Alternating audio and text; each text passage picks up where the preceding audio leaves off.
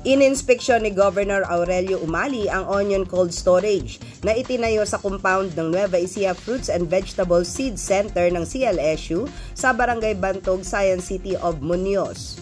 Ayon sa OPA, kompleto na ang pasilidad ng nasabing imbakan ng sibuyas at inaasahang ngayong taon ay bubuksan na ito. Hinihintay na lamang umano na maiayos ang serbisyo ng kuryente nito. Matatandaan na sa inisyatiba ni Gov. Oyi at Department of Agriculture sa ilalim ng Philippine Rural Development Project ay ipinagawa ang cold storage upang suportahan ang mga magsisibuyas sa lalawigan na tinaguri ang Onion Basket of Asia.